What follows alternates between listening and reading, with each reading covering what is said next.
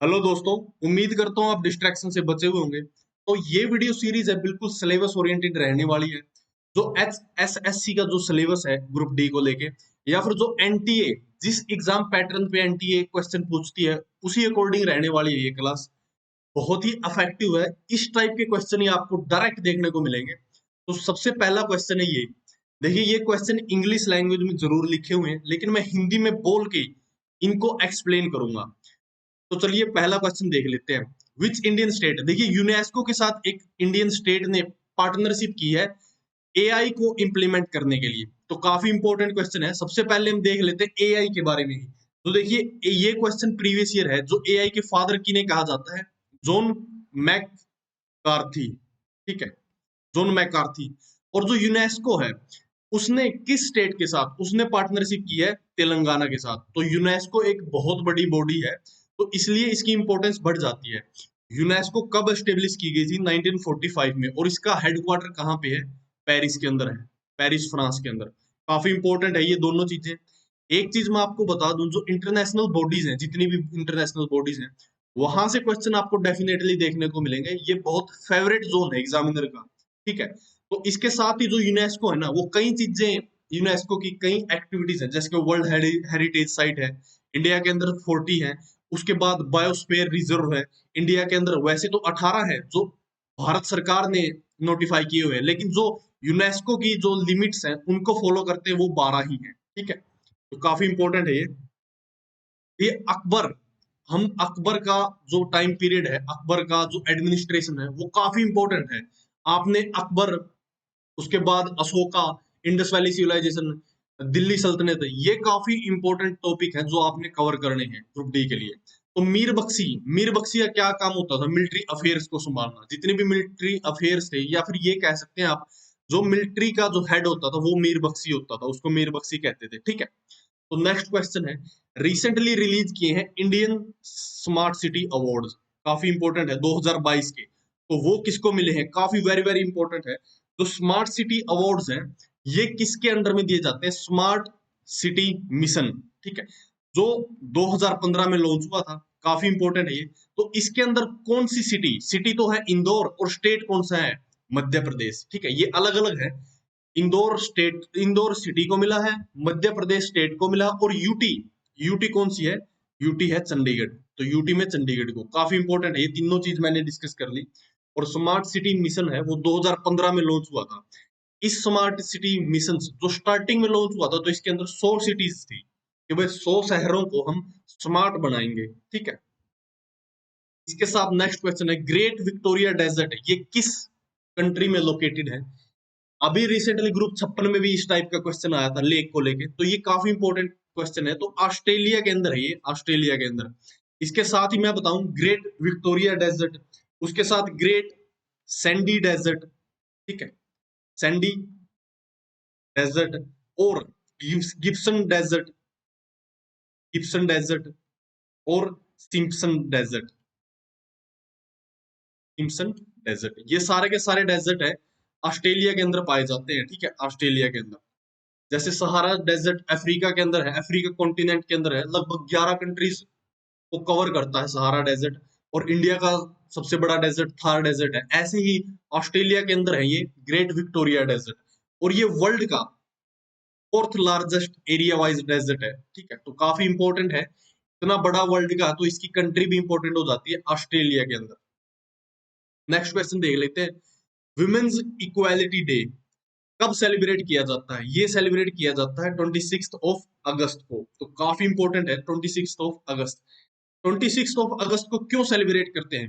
क्योंकि 26 अगस्त 1920, ठीक है, ये डेट काफी इंपॉर्टेंट है। 1920 भी ये कई बार एग्जामिनर ने पूछा। इस दिन तो यूएस के कॉन्स्टिट्यूशन में अमेंडमेंट की गई थी, और इस अमेंडमेंट के बाद राइट टू वोट, यानी महिलाओं को वोट करने का अधिकार मिला था। ठीक है, महिलाओं को पहली बार यूएसए के अंदर। तो काफी इंपॉर्टेंट है। कब मिला था ये? 1920 में। तो ये भी इंपॉर्टेंट हो जाता है कब मिला था, 1920 के अंदर। और 26 अगस्त, इसलिए हर साल 26 अगस्त को हम वुमेन्स इक्वालिटी डे के रूप में सेलिब्रेट करते हैं। और सबसे पहली बार, फर्स्ट टाइम ये कब सेलिब्रेट किया गया था? 1971 को। काफी इंपॉर्टेंट है ये डेट्स। डायरेक्ट आपको एग्जाम में ये चीजें देखने को मिलेंगी, तो काफी इंपॉर्टेंट चीजें ये आप नोट डाउन कर सकते हैं, ठीक है। सिर्फ नोट डाउन नहीं, इसकी पीडीएफ प्रोवाइड कर दूंगा मैं। पीडीएफ प्रोवाइड करने से आप बार बार रिवाइज कर सकते हैं इन चीजों को, ठीक है।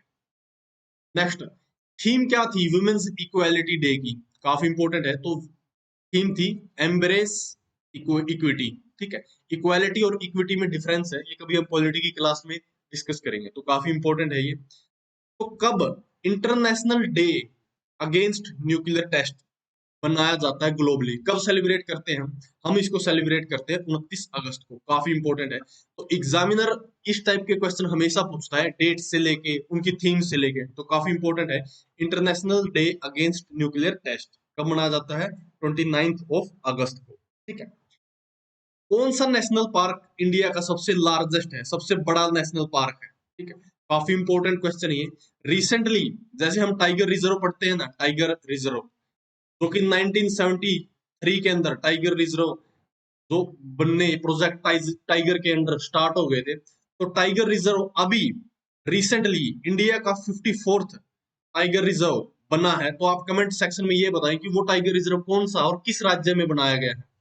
तो सबसे बड़ा कौन सा है? हेमिस, हेमिस नेशनल पार्क है, और ये कहाँ पे है? लद्दाख के अंदर है, ठीक है, लद्दाख के अंदर। और सबसे स्मॉलेस्ट है साउथ बटन, ठीक है, साउथ बटन कहाँ पे?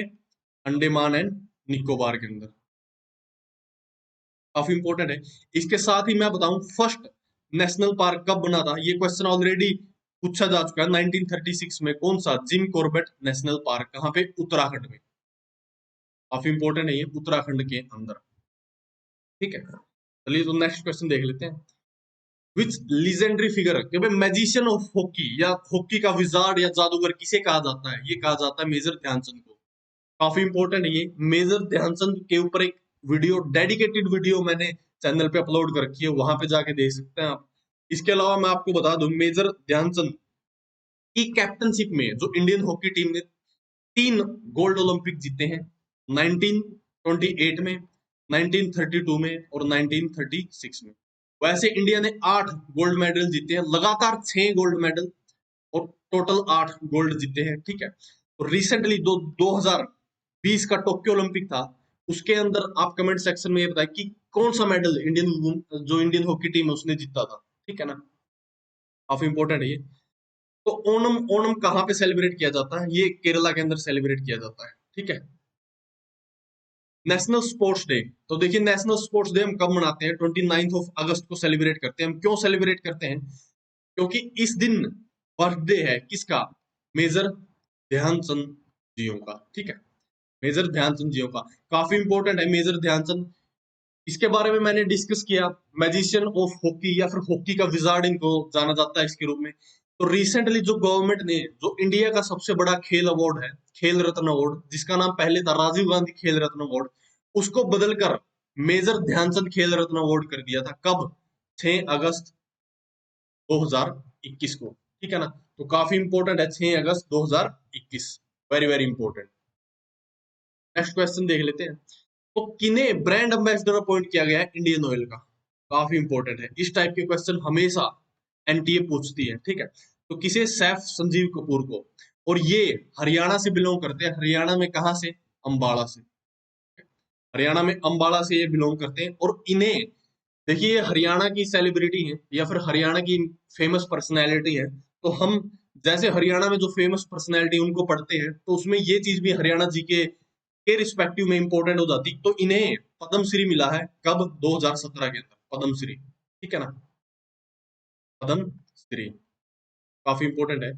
पद्मश्री के बारे में आपको मैं एक बात बता देता हूँ, कोई भी अवार्ड है, पद्मश्री है, पद्म भूषण है, पद्म विभूषण है, एक अवार्ड दे दिया उसके बाद अगर कोई बड़ा उससे अवार्ड देना है, यानी मान लो इनको 2017 में पद्मश्री मिला, अगर इनको अब पद्म भूषण देना है ना, तो 5 साल बाद ही मिलेगा, +5, ठीक है ना। तो 2022 के बाद ही इनको पद्म भूषण या पद्म विभूषण दिया जा सकता है, ठीक है, काफी इंपॉर्टेंट थी ये फैक्ट भी, ठीक है। तो रिसेंटली वर्ल्ड एथलेटिक चैंपियनशिप हुई है, कहाँ पे? बुडापेस्ट हंगरी के अंदर, काफी इंपॉर्टेंट है। इसकी तो देखिए हर चीज इंपॉर्टेंट है, वेरी वेरी इंपॉर्टेंट। तो एनटीए या फिर जो स्टाफ सिलेक्शन कमीशन हरियाणा का है, उसका जो नेचर है वो इसी टाइप का है। तो पहले इंडियन मिले बने हैं जिन्होंने गोल्ड मेडल जीता है, तो वो कौन है? नीरज चोपड़ा बने हैं। इसमें जो इंपॉर्टेंट चीज है वो क्या है? सबसे पहली इंपॉर्टेंट चीज तो ये है कि ये फर्स्ट इंडियन है जिन्होंने गोल्ड जीता है एथलेटिक चैंपियनशिप में। और ये कौन सा एडिशन था? 19वां एडिशन था, तो काफी इंपॉर्टेंट है। ये आपको एग्जाम में ये भी देखने को मिलेगा कि रिसेंटली वर्ल्ड एथलेटिक चैंपियनशिप में गोल्ड जीता है, किन्होंने जीता है? नीरज चोपड़ा ने जीता है। तो ये पूछ लेगा एग्जामिनर कि वो कौन सा एडिशन था, तो 19वां एडिशन था। और पहला गोल्ड है तो इसकी डेट भी इंपॉर्टेंट हो जाती है, तो 19 से 22 अगस्त अगस्त तक ये चैंपियनशिप चली थी। ये 19वां एडिशन था। कहाँ पे? बुडापेस्ट हंगरी के अंदर हुआ है ये। और जो 20वां एडिशन है, 20वां एडिशन वो कहाँ पे होगा? वो होगा टोक्यो के अंदर, टोक्यो जापान के अंदर होगा। और कब होगा? 2025 में। तो काफी इंपॉर्टेंट है। वो ये भी पूछ लेगा कि भाई 20वां कहाँ पे होगा, 19वां कहाँ पे हुआ है। सिर्फ ये भी पूछ सकता है एग्जामिनर की 19वां edition of world athletic championship कहाँ पे हुआ है। तो ये कंफ्यूजिंग है कि ऐसे लगेगा कि 20वां की 19वां, ठीक है। और 18वां कहाँ पे हुआ था? यूएसए के अंदर हुआ था, ठीक है, यूएसए में, जिसमें नीरज चोपड़ा ने सिल्वर जीता था, ठीक है, सिल्वर। और इससे पहले सिर्फ एक एथलीट हुए हैं, हाई जंप की एथलीट, वुमेन एथलीट, जिन्होंने पहला कोई भी मेडल वर्ल्ड एथलेटिक चैंपियनशिप में जीता है। वो एथलीट कौन से हैं? ठीक है, वो है अंजू जॉर्ज, ठीक है। ये हाई जंप के एथलीट है, हाई जंप। जैसे नीरज चोपड़ा है, कौन सा फील्ड प्ले करते हैं ये? जेवलिन थ्रो, ठीक है। तो ये हाई जंप की एथलीट है, इन्होंने जीता था पहला मेडल, ठीक है। अंजू बॉबी जॉर्ज इनका पूरा नाम है। तो काफी इंपॉर्टेंट है ये। इसके साथ ही मैं बताऊं, ये तो है वर्ल्ड एथलेटिक चैंपियनशिप। तो पहले अभी वर्ल्ड पैरा एथलेटिक चैंपियनशिप भी हुई है, एथलेटिक चैंपियनशिप, जिसमें इंडिया ने 10 मेडल जीते हैं। काफी इंपॉर्टेंट है ये भी, 10 मेडल, ठीक है। तो ये क्वेश्चन जो ग्रुप 56 और 57 में भी पूछा गया था, तो प्रधानमंत्री जन धन योजना, ठीक है। क्योंकि ये क्वेश्चन पूछने की वजह ये थी कि रिसेंटली इसको जो है 9 साल कंप्लीट हो जाएंगे। तो ये 28 अगस्त 2014 को लॉन्च की गई थी, 28 अगस्त 2014 बाय पीएम मोदी, ठीक है। तो रिसेंटली अब जो लास्ट मंथ में इसको 9 साल कंप्लीट हुए, तो काफी इंपॉर्टेंट इसलिए बन जाता है। देखिए ग्रुप 56 में भी ये क्यों पूछी गई थी? इसीलिए पूछी गई थी क्योंकि रिसेंटली इसको 8 साल कंप्लीट हुए थे और अब इसको 9 साल होने वाले हैं, मतलब कंप्लीट हो चुके हैं। तो इसीलिए ये जनरल अवेयरनेस में काउंट होती है। देखिए है तो ये जीके का क्वेश्चन, लेकिन अब ये क्यों पूछा? इसीलिए पूछा क्योंकि करंट में इसका एग्जिस्टेंस है, मतलब करंट इवेंट से जुड़ा हुआ है। काफी इंपॉर्टेंट है ये। इसके साथ ही देखिए, जो सुप्रीम कोर्ट के अंदर जज अपॉइंट हुई थी, ओनली लेडी, ओनली वुमन, कौन थी वो? फातिमा बीवी थी। और कब? 1989 में। तो ये ईयर भी काफी इंपॉर्टेंट है। हिस्टोरिक डेटें होती है वो काफी इंपॉर्टेंट होती है। तो मिस अर्थ इंडिया का टाइटल किन्होंने जीता? वो जीता है प्रियान सेन ने। तो प्रियान सेन कहाँ की रहने वाली है? राजस्थान की रहने वाली है। काफी इंपॉर्टेंट है ये। नेक्स्ट, जो 71st एडिशन होगा किसका? 71st एडिशन होगा मिस वर्ल्ड का, मिस वर्ल्ड 2023 दिसंबर में होने वाला। तो वो कहाँ पे होगा? वो कश्मीर में अंदर होगा, कश्मीर के अंदर, ठीक है। काफी इंपॉर्टेंट है ये। इसके साथ ही मैं बता देता हूँ 2021 की मिस वर्ल्ड किसी किन्हें बनाया गया था?